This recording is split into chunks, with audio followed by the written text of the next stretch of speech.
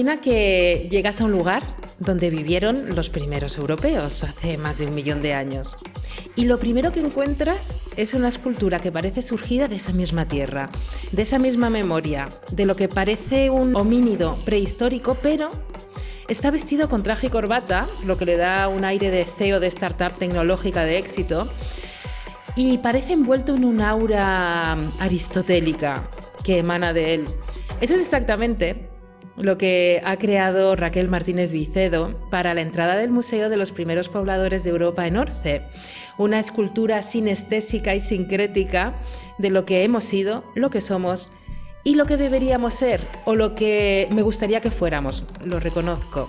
Seres que han aprendido de los errores gracias a la memoria que nos ha construido y que han intentado mejorar con el paso del tiempo para ser más sabios. Raquel es artista y escultora y en sus creaciones hay algo que atrapa desde el primer momento. Superficies orgánicas, rugosas, obras que parecen guardar secretos atávicos actualizados para nosotros, para acercarnos esa sabiduría, para un público que cuando llega a esas criaturitas siente como el latido que tienen dentro porque están vivas de alguna manera. Hoy, como no podía ser de otra manera, porque en Radio Castillejar apostamos por la pasión que habita y visita el Altiplano de Granada, tenemos con nosotros a Raquel para hablar de escultura, de orígenes, de lo que significa dejar una huella permanente en un lugar tan especial como Orce y para hablar también de ese erotismo casi prohibido del arte. Bienvenida, Raquel. Es un placer que estés con nosotros en Radio Castillejar. Hola Lorena, ¿qué tal? Muchas gracias. Raquel, muchas gracias por darme voz. Pues faltaría más, hacía tiempo que tenía ganas de hablar contigo, desde que supe que habías sido tú la mujer detrás de esa escultura. Pero empecemos por el principio. ¿Cuándo empieza tu relación con la escultura? Pues creo que siempre he tenido presente desde mis conocimientos. Me gustó meter en mis pinturas, en los lienzos, además de la pintura, pues elementos físicos y relieves. Pero sí que es cierto que en 2022 me formé en técnicas escultóricas en piedra y tuve grandes docentes que me ayudaron a obtener mejores notas. Bueno, actualmente estoy teniendo reconocimiento ya no solo por los visitantes y por los clientes de mis obras, sino que también por los artistas que reman en mi misma dirección. Y bueno, pues me da mucha energía para seguir creyendo en mi proyecto con el que espero pues transmitir muchas historias y emociones. Mirando tu evolución, ¿qué dirías que ha cambiado más en tu forma de crear desde tus primeros pasos, desde tus primeras piezas? Pues bueno, mira, es una buena pregunta porque he experimentado con prácticamente de todo: piedra, resina, hormigón, aluminio, bronce. Yo creo que me falta el oro. Desde mis inicios siempre intento enviar un mensaje profundo y bueno, pues deseo siempre que el espectador descubra en cada pieza la historia que le sugiere a él mismo. Háblame de este sincrético que es bellísimo, cuyo subtítulo, si podemos abordarlo así, es Evolucionando a los orígenes. Una escultura que ha terminado, como decíamos en la introducción, en un lugar simbólico, que es la entrada del Museo de los Primeros Pobladores de Europa en Orce. ¿Cómo surge esta oportunidad? Sincrético, pues sincrético es muy mono. Sí. Nunca mejor dicho. Nunca mejor dicho. Bueno, pues sincrético es una hibridación de dos mismas personas de diferentes épocas. Es así. Para quien no lo ha visto, como tú has comentado antes, la obra es un torso esculpido en piedra con la peculiaridad de que la cabeza es de un homínido y el cuerpo, o sea, lleva puesto un traje con camisa y corbata. Eso es lo chulo y lo interesante de esa combinación de la hibridación. Pues el sincrético es el ser más bajo de la cadena alimenticia, que usaba su astucia, que observaba, que evaluaba, que actuaba según el entorno en el cual vivía. Es un superviviente. Sincrético ahora es el hombre actual que se distrae, el que ya no observa, el que solo ve, el que no evalúa, el que solo actúa. Es el más alto de la cadena alimenticia, pero ha perdido toda su esencia. Tiene que evolucionar para volver a su origen. La oportunidad de ubicarlo en el museo es porque es su sitio. Es una larga historia que se da por una serie de coincidencias que nos ocurren a mi marido y a mí cuando viajábamos a Málaga para recoger un premio que me habían otorgado por otra escultura que también tenía pues otra bonita historia. Pero bueno, digamos que cuando yo empiezo este proyecto ya está sincronizado, que ya estaba hecho para estar ahí, ¿sabes? Sí. Y se expusiera permanentemente en el museo en la misma entrada de los primeros ancestros de Europa. ¿Qué hay detrás de ese evolucionando a los orígenes que acompaña a Sincrético? Pues te voy a dar una respuesta cortica. Mira, el ser humano está tocando techo y pienso que es así porque el siguiente paso evolutivo ya era la IA y la robótica. Cada vez estamos más necesitados de consumir dispositivos electrónicos y eso lo sabemos todos. Después de eso, solo se me ocurre una manera de evolución. Empezar de nuevo. Llegaremos a un punto donde solamente podremos empezar de nuevo. Uh-huh. Tu marido es muy importante en tu evolución. Cuando estabas diseñando la pieza... Sí, es muy importante. Es mi apoyo. Cuando estabas... Es fantástico tener a alguien que te dé alas. Sobre todo cuando trabajas en el arte, ¿verdad? Que a veces es tan intangible porque es difícil entenderlo en ocasiones.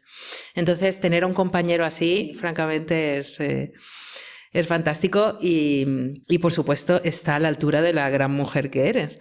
Cuando diseñabas la pieza... Muchas gracias. Sí. ¿En qué pensabas? ¿En el pasado? ¿En el visitante que va a llegar y lo va a ver? ¿En el territorio?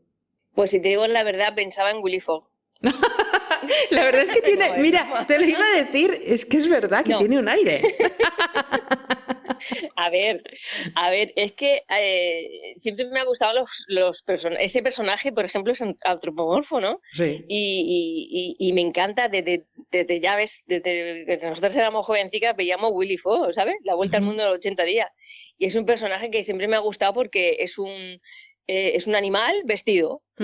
Bueno, pues yo siempre he querido hacer una escultura así y bueno, me fusionó en la cabeza pues poner ya te digo, al hombre del siglo XXI y al homínido. Y digo, voy a hacer esa fusión. Pero bueno, al final solo quería plasmar a la perfección aquel humano que pisó el territorio antes que nosotros. Uh-huh. Así es. Pero sí que tiene esa elegancia del personaje de Willy Fogg, que era muy elegante. Sí, la tiene. Vaya que sí. ¿Cómo fue el proceso de creación de esta obra? ¿Hubo algún momento especialmente intenso, desafiante? ¿Quisiste tirar en un momento dado la toalla diciendo no puedo con esto? No, bueno, eso me ha pasado con otras. Con esa no.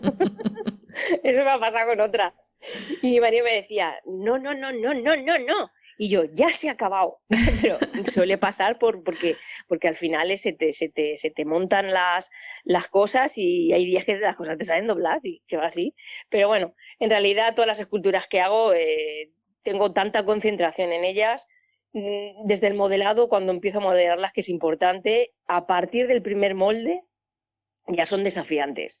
Porque en el más mínimo error, Lorena, ya me quedo sin pieza. Me puedo perder meses de trabajo en un solo instante. Es exagerado. Y encima, en este caso, trabajar sabiendo que va a recibir al público en cuanto lleguen a un museo tan importante como el de Orce, ¿te impuso respeto? ¿Y te sigue imponiendo respeto? Sí, por supuesto. No solo al visitante, respeto al sitio y a lo que representa.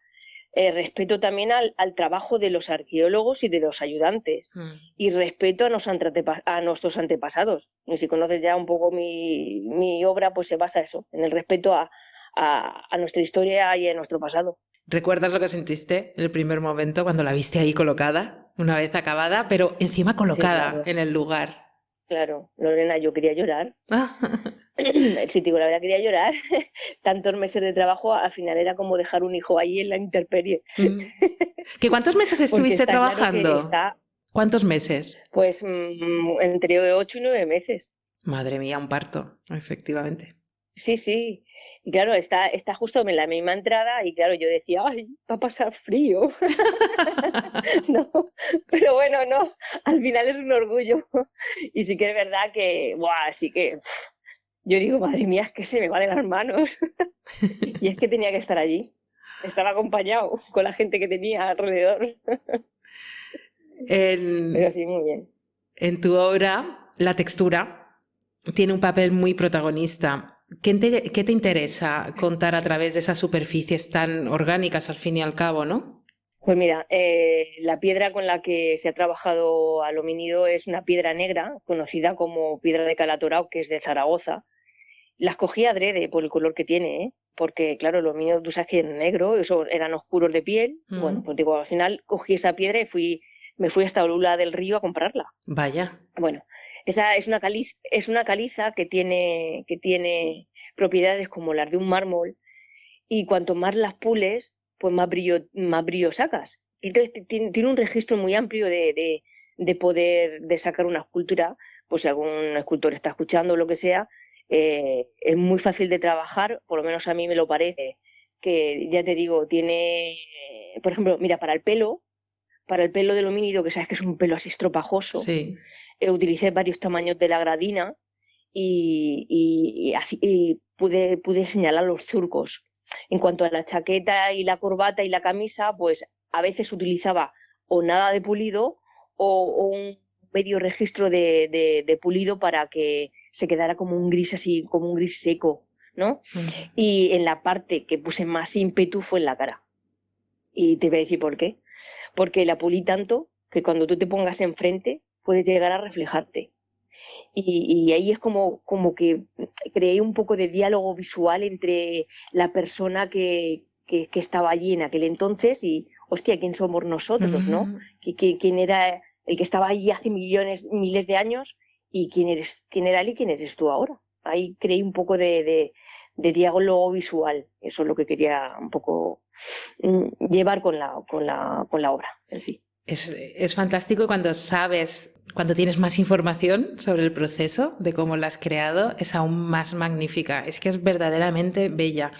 ¿La textura la buscas desde el principio? ¿Lo tienes claro desde el principio o va apareciendo a medida que estás trabajando la pieza? No lo tengo claro. No lo tengo claro. Cuando la modelo sí, pero claro, no sabes. Yo era la primera que utilizaba esa piedra. Entonces no sabía qué resultado me iba a dar, y conforme yo a lo mejor utilizaba la radial y la iba cortando y la iba desbastando, pues veía que tenía varios tonos. O sea, con radial me daba un tono, cuando pulía me daba otro, y justamente esa pieza salió un poco, venga, pues le voy a dar hasta aquí y aquí no le voy a dar, y fui un poco jugando con lo que yo vi que la pieza me daba, la misma piedra me estaba dando. De verdad que no tomé ninguna decisión, ¿eh? Esto me encanta. La tomé en el mismo avance. Esto me encanta porque Sincrético es todo un diálogo. Al final el arte también es eso, es un diálogo. Uh-huh. Y que la piedra tenga su personalidad, si podemos decirlo así, y que te vaya también influyendo, ¿no? O influyendo en tu trabajo, al final ella también forma parte del resultado final. Y es casi mágico, ¿verdad? Es muy bonito. Es como un baile. ¿Tú sientes que bailas? Hablábamos del erotismo en la introducción del arte. A veces ese contacto tan próximo con la obra, ¿tú sientes que bailas con ella? Que en un momento dado hay una sinergia que fluye entre vosotros, entre esa obra y entre la autora, que en este caso la creadora, que eres tú. Sí. De hecho sí que lo existe, porque al final llevas tantos meses con ese proyecto y con ese trabajo, que te va guiando también la pieza te va guiando, ¿eh? O sea, te vas diciendo todo lo que tienes que hacer, y al final es como que tus manos van solas, como tú dices, fluye todo, y la verdad es que sale. Sí que es verdad que es complicado, pero al final cuando ya estás llegando, que le ves ya, que dices, bueno, además también te voy a decir una cosa, hay que saber decir cuándo acabas una pieza. Porque puedes estar toda la vida acabándola. Tienes que saber decirle adiós. Eso lo aprendí de un profesor mío de la escuela. Me dijo, tienes que saber decirle adiós a una obra, decir cuando acabas. Y digo, cuánta razón tiene. Como decías, de verdad. Hay una parte muy complicada de tu trabajo también, porque estamos hablando de todo lo bonito, pero los materiales con los que trabajas son muy exigentes y, como nos has comentado, un pequeño error puede echar por tierra el trabajo de meses. ¿Qué es lo más complicado precisamente de tu trabajo? Bueno, pues está en general toda la parte de que trabajo es complicada. Hay mucha fase de investigación y paso mucho tiempo investigando, ¿eh? Y bueno, a partir del modelado que tengo muchísimas siempre ideas, el vaciado también en escayola es complicado, que tienes que ser muy técnico. Y bueno, y si la obra se va a una fundición, pues tienes que contar con gente especializada que te haga un trabajo de fundición perfecto. Y luego, si voy a utilizar la piedra, que es mi fuerte, pues que es lo que más me gusta, pues al final necesitas elementos técnicos. No nos damos cuenta, ¿verdad? Cuando vemos el resultado, por desconocimiento, claro. Porque evidentemente, como has dicho, trabajas con hierro, pues tienes que trabajar con fundición también y con gente especializada. Es Claro. muy, muy interesante. En tu trabajo hay una conexión evidente con la antigua Iberia y con nuestros orígenes. ¿De dónde nace esa fascinación? ¿Por qué? Bueno, a ver, a mí me fascina el arte en todas sus formas, eso es evidente, pero sí que es cierto que soy una gran espectadora de la vieja Europa, ¿eh? Me gusta mucho contar nuestra historia, la historia de España y representar, o sea, hay mucho por representar en imágenes y en esculturas y creo que tenemos un gran abanico para poder hacerlo. Y bueno, fíjate, somos España, Andalucía, Aragón, Valencia, Castilla, pues somos todos. O sea, es Mm. que al final por otro lado, no estoy anclada al arte íbero. Eso me encanta porque al final estamos pisando una tierra que es donde vivimos y de aquí hemos sacado muchos restos arqueológicos y aún habrán enterrados en nuestra zona que no conocemos, pero sí que es verdad que me gusta también hacer cultura contemporánea y soy bastante versátil. Bueno, en definitiva, con cualquier técnica me siento bastante cómoda. ¿Qué es lo más osado que has hecho? Lo más que Osado. Algo a lo mejor, Vale. sí, Eh, pues algo a lo mejor que en un principio no te habías planteado sí, hacer y has acabado haciéndolo y has dicho, vaya. pues no, a ver, lo más intrépido que hice fue cuando aún estaba de estudiante y me metí en un certamen. Sí, me metí en un certamen con una escultura que al final el ayuntamiento se quedó Vaya. En Málaga, justamente. El ayuntamiento se quedó con una escultura mía y me dieron una mención de honor y yo estaba de estudiante y me lancé y dije, me voy a meter. Y creé una escultura con la que fui a recoger el premio, Mm, con una bonita historia y sí que es verdad que me salió redondo. Esa es la que yo quería tirar a la basura, que yo al final decía vaya. que no la termino. Pues esa fue la más osada para mí, no tener muchos conocimientos y, o sea, sí estaba empezando a tener conocimientos, pero no había terminado yo mis estudios. Pero dije, bueno, me voy a lanzar a un certamen y efectivamente me salió redondo y fue una barbaridad, fue una pasada. Oye, Esa fue ahora de verdad que fue el lanzamiento que dije, ¡buah! Es que esto es lo mío. el universo me está diciendo que lo Es tengo que que esto es lo hacer. mío. Sí. Pues ahora que nos has hablado de esa escultura, ¿quieres compartir con nosotros su pequeña historia, la historia bonita que tiene detrás? Pues es una escultura, bueno, me presenté en un certamen el año anterior a este que te estoy contando, me Sí. presenté en un certamen en Alora, en Málaga. Bueno, pues estando allí, conocí a un señor que estaba en el ayuntamiento, que era el antiguo concejal, también conocí al juez de paz y pues, pues que te hacen un brindis de honor cuando tú llegas a la presentación de toda la exposición que tuve seleccionada. Pues al final este hombre pues me contó una historia bonita del pueblo. Y esa historia era de un antiguo caballero de la Edad Media que estaba acercando la villa de Álora. Es un romance que se cuenta allí. Mm.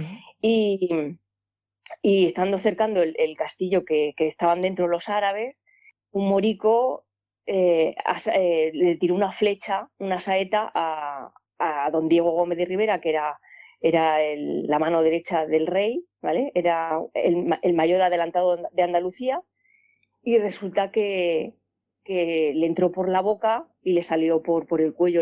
En el mismo instante ese hombre murió. Y es una historia real porque don Diego Gómez de Rivera está enterrado en la Cartuja, en Sevilla. Entonces yo me fui a ver el féretro, cómo era él, y en el año sí la escultura. Una escultura que daba con el lugar, estaba especialmente hecha para ese lugar, porque eso fue un romance que llevan, yo no sé la barbaridad de años que llevan contando ese romance, desde la antigüedad, desde la Edad Media llevan contando ese romance, estaba por escrito pero no había ninguna imagen, y yo pues la representé. Y eso pues gustó mucho y el pueblo se quedó con la escultura, sí señor. Esa fue la escultura que ya te digo que para mí fue lo más atrevido que yo he hecho. Estar de estudiante y digo, pues voy a hacerla. Y claro, pues, los profesores, ¿y cómo hago esto y cómo hago lo otro? Claro, al final, y oye, salió redonda la escultura, salió que dije, wow. Y bueno, me dieron una mención de honor y todo, y bueno. Estabas predestinada. Estabas predestinada a hacerla. Sí, sí. Cuando estás en el taller, ya te digo. ¿Cómo creas? Sí. ¿En silencio completo, monacal casi, con música? ¿Tienes algún ritual que hagas?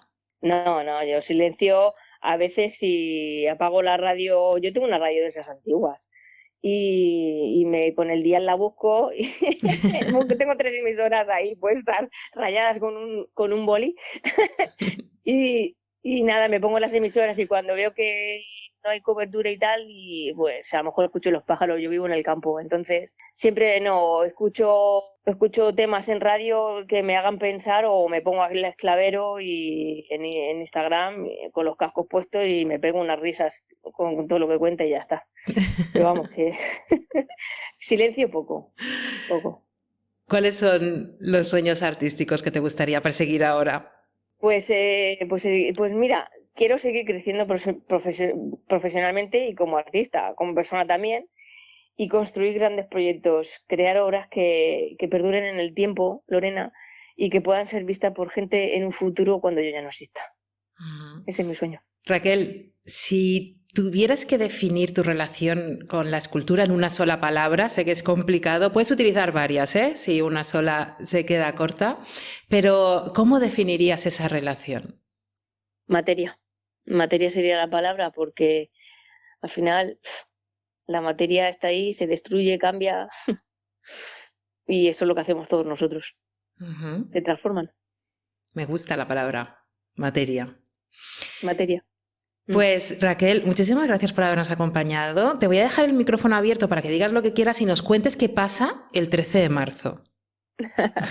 Sí, bueno, pues el 13 de marzo hago una exposición en mi pueblo natal, que es en Aspe, provincia de Alicante, en la sala de exposiciones Miguel Calatayud, y bueno, ahí es el título Damas y Guerreros de la Antigua Iberia, donde meto pues gente ibera y un poquito más, que estoy un poco ampliando el tema. Y nada, os espero allí a todos con un vino de honor. Y Lore, pues muchísimas gracias por darme voz.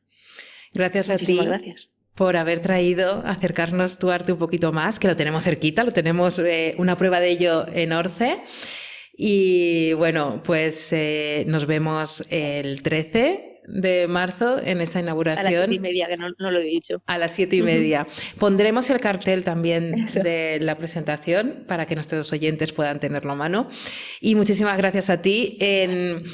Tenemos un espacio en el que entrevistamos a escritores y yo lo llamo el jardín de los libros, pero en este jardín del arte que se expande, ¿no?, de los libros y del arte, consideramos que la libertad se halla en el conocimiento y el arte es una de las maneras más bellas para llegar al conocimiento, de modo que gracias, Raquel, por hacernos más libres. A ti, Lorena, muchísimas gracias.